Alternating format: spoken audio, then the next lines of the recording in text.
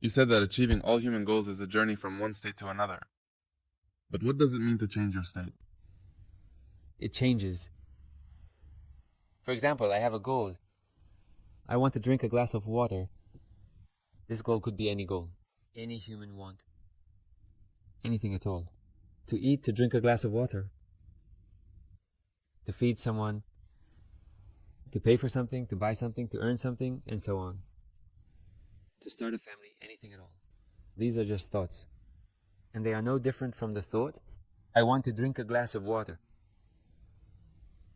And so, I want to drink a glass of water is one state. The very moment I drink the glass of water, I will no longer want to drink a glass of water. I will know that I drank it. And my whole journey will ultimately be erased. I want to drink a glass of water, well, right now. Then I took some actions and drank the glass of water. And now I'm sitting again. It's now again. The only thing that changed is the knowledge inside myself about myself. That now I have drunk a glass of water. Or, for example, a person wants, I don't know, to buy a car. So he is in a state where this thought simply forms a certain state. Some thoughts like, I want a car. It would be cool to have a car. Or something like that. And it creates a certain frequency within him on which he vibrates. And the very knowledge that I want to buy a car, this is the state, and that's it. He is simply in this cycle, meaning he is constantly in this cycle of I want. And he experiences the moment in which he manifests as someone who wants to buy a car. That's how absolute he is, and that's how simple everything is. But he doesn't even see this himself. And when he buys it, when he does something, it all happens in the present moment. And with each step, he allows himself to think differently about himself. For example, you're sitting here. This is now. And you kind of want to buy a car. And you say, I want to buy a car. I say, great. Do 1, 2, 3, all of that, and everything will work out. You go somewhere, do something there. 1, 2, 3. You bought a car. You come back here. It's happening now again. And where is it written whether you have a car or not? Do you have money or not? What's your name? And so on. Nowhere. It happens inside you. And the only thing that has changed in you is your state. And again, it's happening now. In one now, you wanted to buy a car. And in another, now you know that you have it. But in reality, you didn't achieve anything. You simply paid attention and realized that you are that as well. But you have always been that. But the mind thinks that it achieved this. But in reality, nothing has even changed. You have always been that. In the end, you just sat down again. It's now again, and you allowed yourself to think differently about yourself. In the state of, I want to buy a car, it is happening now. In one state, you have certain thoughts, decisions, and actions. In the state of, I know that I have it now, you have different thoughts, decisions, and actions. For this, sincerity and discernment are needed. And then it becomes possible to observe this process, how it technically unfolds. In this way, the entire path to any goal consists of moving from one state to another. In the end, people will sit down and allow themselves to think differently about themselves. But in order for them to start thinking differently about themselves, that is, for them to sit here and think differently about themselves, they believe that something has to happen somewhere, some documents have to appear, and then they can think differently about themselves. Some kind of physical form has to manifest in something, and only after that will they allow themselves to think differently about themselves. That is, they depend on some external factors in order to sit here and now and think a certain way about themselves. But in the end, who decides how to think about themselves? After all, in the end, they are the ones who decide, after seeing something, after witnessing something. Some kind of document, some letters written there, certain meanings are assigned to those letters, and that's it. A thought forms in his mind. Now it's mine. Without this document, he thought that it wasn't his yet, or something like that. And these are illusions, self-deception. And just start to see this. Begin to observe all of this very closely. Don't shift the responsibility onto this knowledge that supposedly exists here. But examine for yourself what is what. And then it will become clear that everything is happening only now. And I am so absolute that I am knowing myself right now in all my manifestations. If I want a car right now, that's it. I am experiencing the state of a being who wants. That's it. As long as I want, I am in this cycle. I am experiencing the moment in which I want.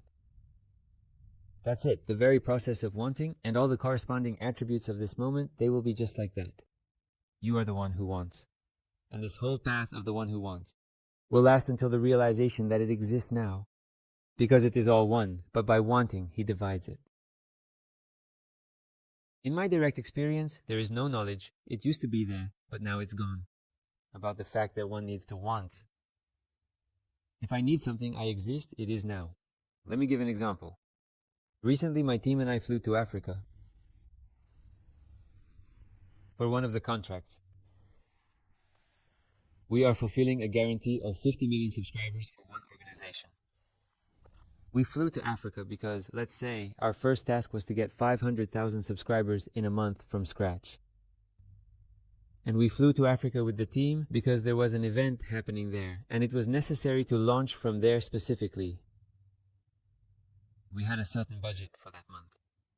And the first thing I told the team was, I want you to know that we already have 500,000 subscribers. We've already reached that right now, and we're moving towards 1 million. So the first thing I started doing was creating a mindset where we don't want to reach 500,000, where we're not striving for it, we're not moving towards it, and so on. We've already done it. I just said, don't look at this phone. No, somewhere out there, some phone, some number is determining it. Will you think of yourself that way or not? Absolutely not. No phone, no app, no number can determine how you think about yourself.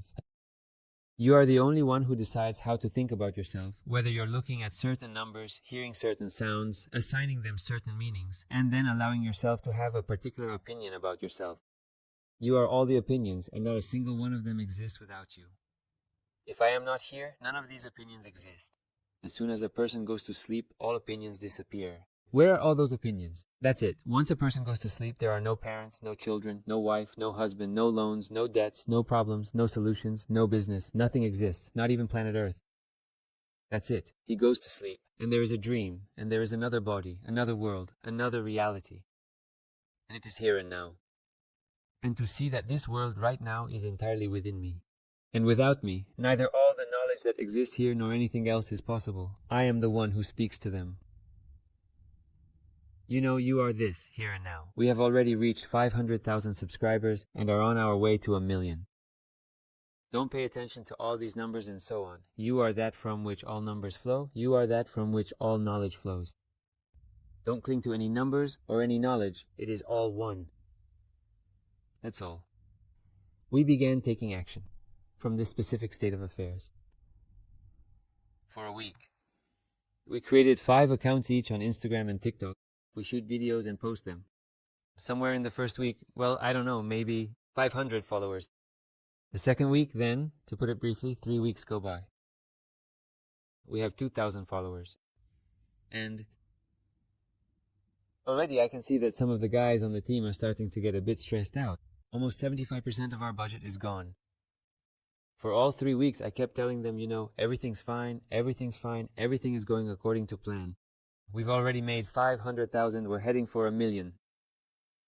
Another day, we're filming videos, everything's great. We've already done this, it's just another time we're going out to shoot videos, that's all. But still, doubts started to creep in for some people. And they started to have a bit of an effect. And then boom, it started to spread a little. And then I shifted a little, just to stay in my own world, where everything had already happened. I remember that evening I went to bed early, around 8 o'clock. So I could get up early in the morning. I woke up at about 6. I meditated. And then I went over to meet up with Pasha. I went to breakfast with Pasha because he more or less understands this knowledge. Actually, not more or less, he understands this knowledge very well, the one we're talking about. He understands it perfectly. So we're sitting there at breakfast and he also asks me, so how are things? So the 3rd week had already ended, and he was also interested. He's been watching this whole process, curious about how it would happen, how it would unfold. He asks, how are things? I say, everything is wonderful. Everything is good. Everything has already happened. He says, well, what about, the goal with the 500,000? How's that going? I say, everything is great. I've already done it. Now I'm heading for 1 million. He looks at me and says, well, that's enough to drive someone crazy. I realized that he doesn't understand me either. That he doesn't see that it's all one and the same. in that specific moment, he actually knows it, but it's like he's forgotten. And so I move on from there too, and I say, all right, thank you. I had breakfast and left. I left, I say, and Alex and I sat down in the room. And I just focused on my own state. And I started editing these videos myself and posting them. Literally in a day, plus 100,000 or plus 50 to 100,000. Basically, the point is that now it's about 1.5 million, give or take, and basically a month has passed. So in a week, boom, another million was added. That's it. And it happened. Many people saw it as a miracle. It really is a miracle. Everything that exists is a miracle. And I remember how Pasha wrote to me, Alex, and then the phone, should I show you? Can we insert this later? He doesn't send it anymore when it's already 898. 1,000 will show that it's real, truly live, and Maybe then scroll a bit lower there, and maybe even read it or scroll through it. you can see, yes, here it says, everything ended as it should in fairy tales. A happy ending. The dragon dies, killed by a spear, the princess walks down the aisle, and the villain sells feathers and down at the market. From angel wings. The angel flies high, high up, just as winged as before, and that's the moral of this fable, except there is no moral at all. One was born horned, but another will be born with feathers. And the way you were, that's how you'll die. Apparently that's how you're needed. The sky that looks at us with both joy and longing. And then Pasha writes to Anar that this is the best lesson. Anar writes back, it couldn't be simpler. I wrote, what is this? I firmly believe that it already exists, even if it hasn't manifested yet. I just know it. That's it. That's the whole lesson. And that's really how it is.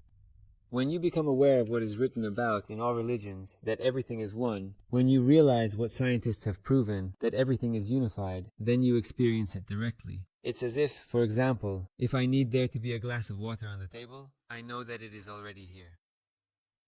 Because the phrase glass of water, table, this emptiness, it's all the same thing. These are all the same sounds. And only the mind separates their meaning, but all of this is different.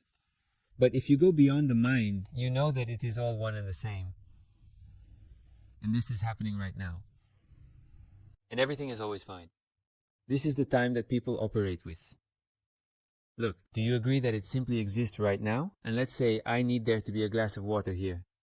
So what else should I do? Here I am, and I need there to be a glass of water, and that's it. I hold on to this knowledge. And for a person, for the individual mind, they have knowledge of how everything should be. They have experience. And in their experience, bam, there is time in the form that was imposed on them. They've seen some numbers, they've seen some seconds, and it's all in their head. It seems to them that 5 minutes have just passed. But in reality, where is it all here? Where are these 5 minutes here?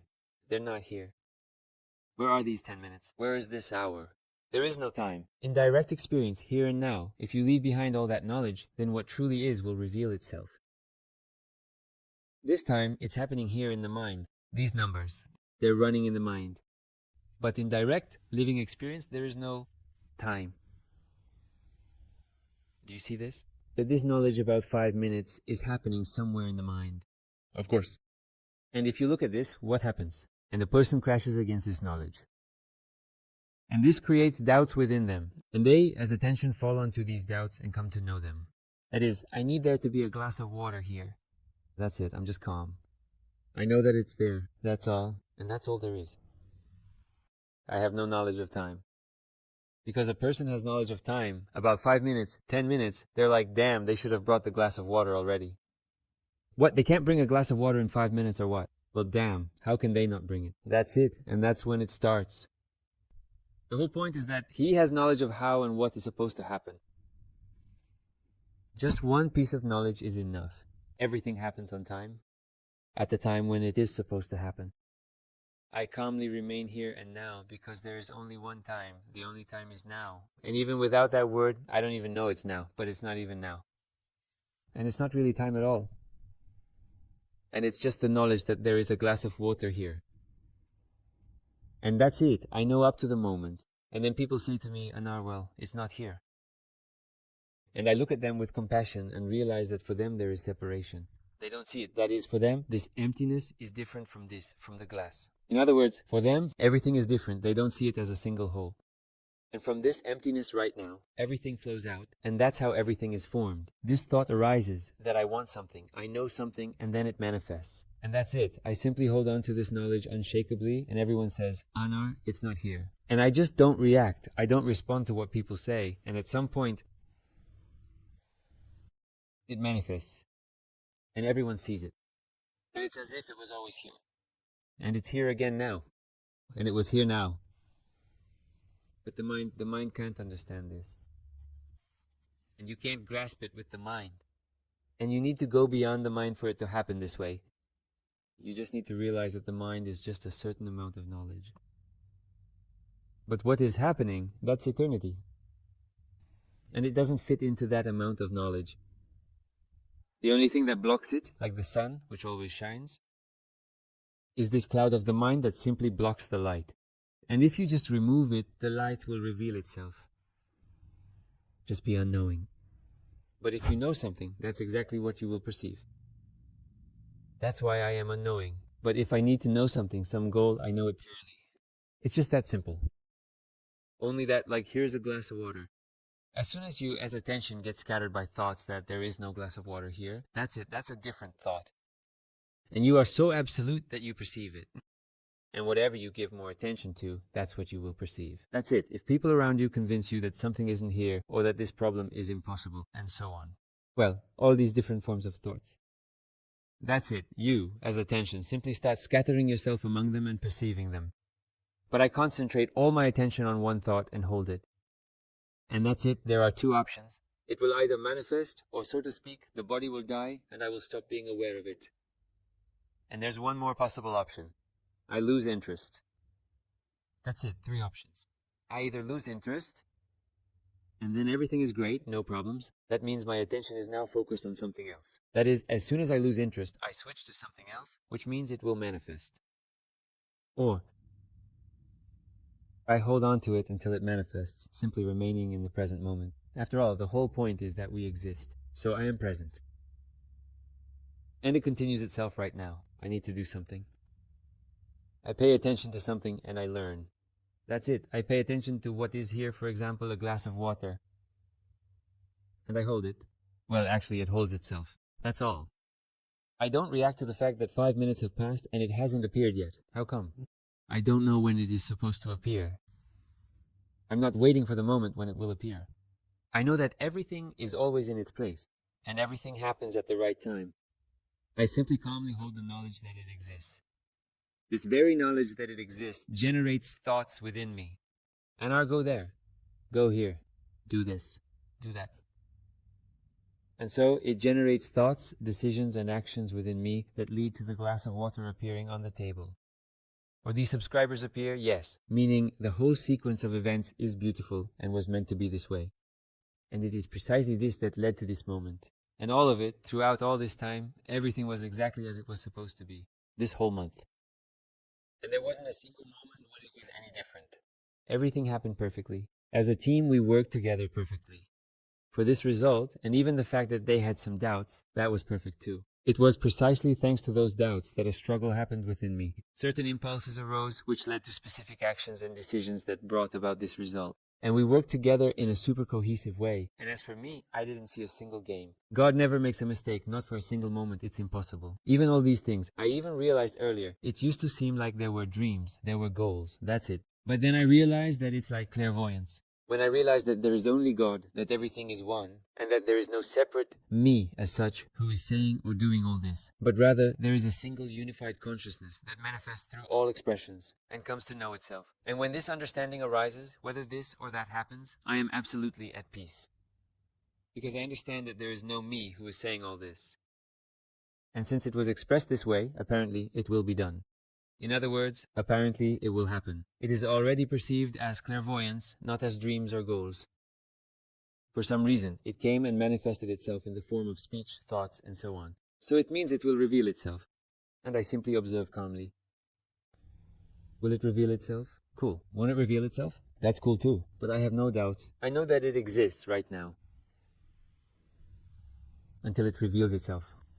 This case you talked about, I don't want to judge it, I genuinely admire it, but you could record a whole separate podcast about it. Thank you. That's it. Let's highlight the question that was asked once again. So the essence of what you're saying is that to achieve any goal, basically, it's enough to shift your state from one to another to the knowledge that it already exists. And here we're talking about, in general, what it means to achieve goals, desires, and so on. It's essentially, what do most people do? 99% of their time. They're constantly rushing from one place to another for a variety of different reasons. That's why, for an exceptionally vast and diverse group of people, this specific knowledge that you're sharing today is very valuable. So I want to dig into it a little more. Go ahead.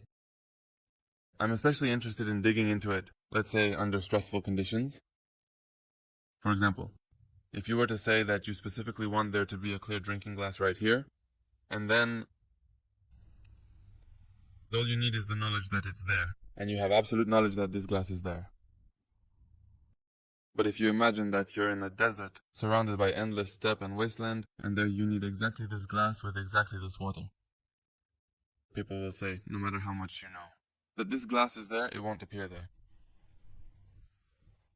Here we can break down a very important point. Not to complicate our lives in this way, not to imagine some non-existent situations, not to live like that, because everything is much simpler. We are where we are. And you want what you want, not something imagined. You don't picture it. In other words, if you're a locksmith, you don't imagine that you're a physicist, because your manifestation bears mangoes as its fruit. This is a very important point, and I'm going to explain something now. This mind, it amuses itself like this. In a second, it devalues, discards some phrase, and tries to drive itself into a dead end, and even that it can't do. But it's very important to notice that if you bear fruit, mangoes, then mangoes will come out. Imagine the body, like the fruit of a mango tree, develops a mango mind. And listen, if you had grown up in the desert, it's unlikely you would have borne mango fruit. Who knows? But fine, even if I'm in the desert, everything will be simpler. Until the very last second, I will believe that a glass of water will appear, that I will be able to meet someone, that something will happen. I will know that it exists right now. And that's it, and there are two options. Either I die of thirst, or a glass of water will appear, and I'll drink it. I will believe until the very end, until the very last second. If I answer your question specifically, regarding the desert, it's no different from what was there. There I had a contract, a month, a task, and a sum of money. If that sum of money had run out, I would have started spending my own money to fulfill my obligations. If my own money had run out, I would have started raising money to fulfill my obligations. And that's it. And so on, until either I died or I fulfilled my obligations. Either with the glass, meaning either it's just the task or the goal, either it appears or you die, that's all. I think that's incredibly valuable. Let's dig a little deeper. Let's translate it. Let's put it simply into a practical context for people. In your case, the task was to reach 500,000 subscribers. Yes. In a month. Yes, and Someone needs to make 1,000,000 rubles, for example, in a month. Or 1,000,000 of something else, whatever they need. And all you need is the knowledge that it already exists. And from this knowledge, so what's the essence here? That you need to do something. And it's easier for a person to move toward this goal from a certain state of mind. In the state of, I want to make 1,000,000, they'll have certain thoughts, decisions, and actions. They just need to look at how, technically, thoughts, decisions, and actions arise within them. Just take a look at the mechanism itself, at how a person is structured. And for that, they just need to observe themselves. And then all the questions will disappear.